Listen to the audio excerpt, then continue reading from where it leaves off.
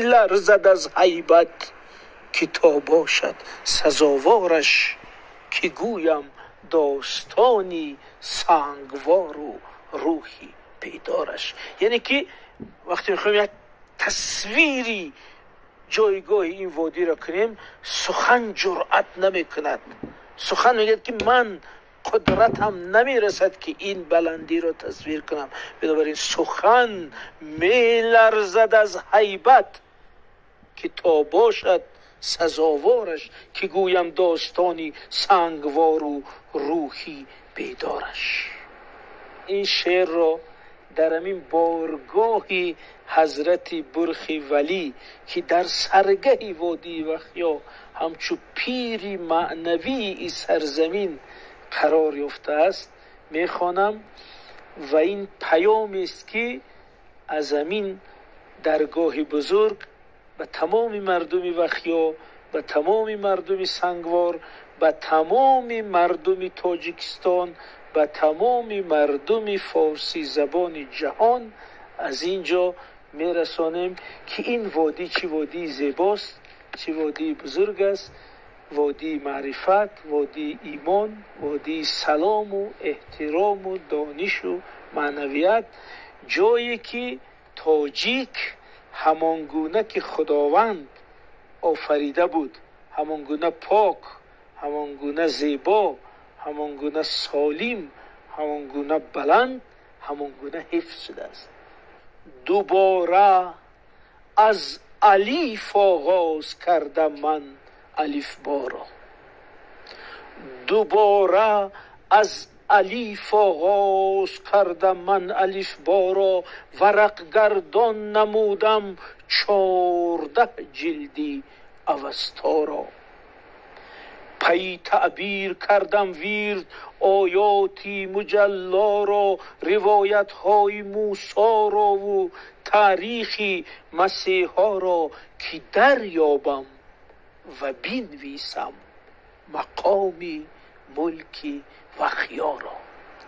یعنی برای که معنی این سرزمین، برای آن که مفهوم این سرزمین، تاریخ این سرزمین را درک کنیم، چنین سرچشمه ها، چنین پژوهش ها را گذراندیم تا ببینیم که چه معنا و چه بزرگی و چه جایگاه دارد. گه جستم ز مخزن های دیرین خراسانش، گه جستم ز مخزن های دیرین خراسانش، گه از واژه نامک های سغد و عهد ساسانش، گه از لابلای دفتری خاورشناسانش، گه زانو زدن در مظهری پیران و خاصانش، که شاید در کشاید مشکلی معنی آسانش. زیرا هزاران روایت، تاریخ، کتاب در تصویر و تاریخ این وادی گفته شده است. شکفتم با شکفتنهای موزون گل خارش، ولی برای درک ماهیت و عظمت این وادی، در کنار اینکه تاریخ و کتاب و پژوهش‌ها را بخوانی، باز در محیط آن، در زیبایی و بلندی و معنویت آن باید غرق شوی. برای میگم که شکفتم با شکفتنهای موزون گل خارش، فشردم از محبت پنجه سبزی سفیدارش. یعنی با هر درخت گفتگو کردم.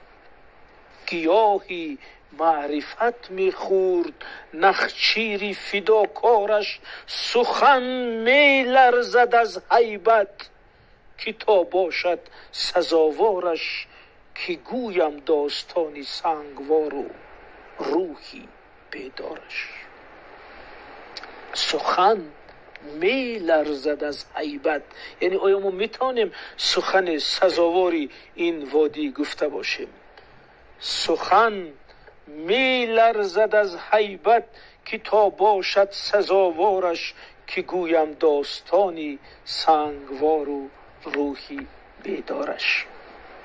زمینی حکمت و تاریخ و اسرار نهان اینجاست، که هر سنگ سر از یک شهید و قهرمان اینجاست، نهادی کله اسماعیلی سامانیان اینجاست، سرآغازی طلوعی آفتابی خاوران اینجاست، و اعجازی کی پنداری کی آغاز جهان اینجاست.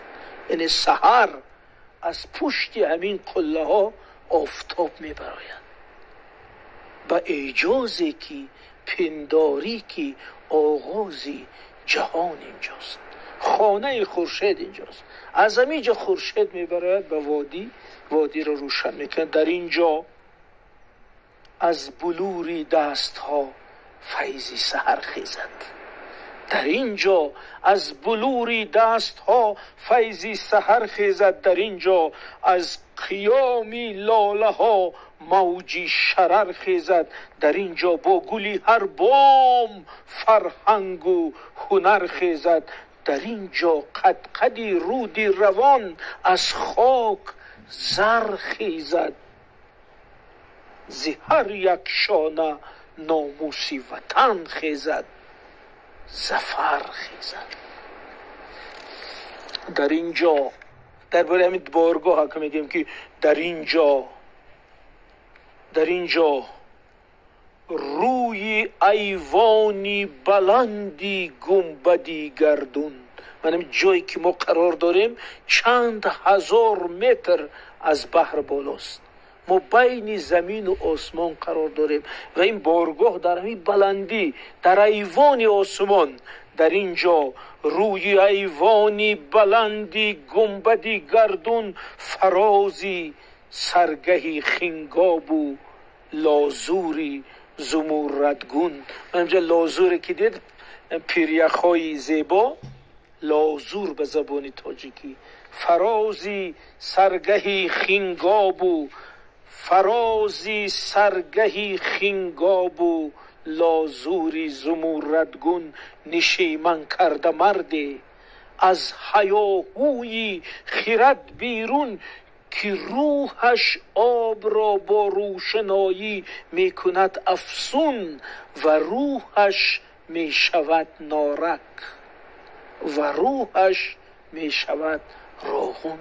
یعنی این برقی که در خانه های ما است، روشنی که در خانه های ما است، نارک، راغون، تمام این سلسله برق تاجیک از آبی که از اینجا آغاز میشد آغاز میگیرد. یعنی نوری راغون، نوری نارک، نور خانه های ما، روشنی خانه های ما از همین آب است که از همین کوه ها، از همین لازورها فرو میرزد و دریاهای بزرگ ما رو سیراب میکند. بله وخیا چنین یک انتخاب خاص یزدان است. بله وخیا چنین یک انتخابی خاصی یزدان است. بله وخیا چنین یک سرزمینی رادمردان است، که هر برجی بلندش محوری گردونی گردان است. که هر برجی بلندش محوری گردونی گردان است. بهشتی اولی آدم مداری روحی انسان است، که وخیا مادری وخشور و مامی تاجیکستان است. همین دریای بزرگی وخش که یک دریای محوری تاجیکستان است، از همین نکته آغاز میگیرد. بنابراین میگیم که وخیا مادری وخشور و مامی تاجیکستان است. با همین دریاهای شیرگونه تمامی کشور رو میپرورد. تشکر.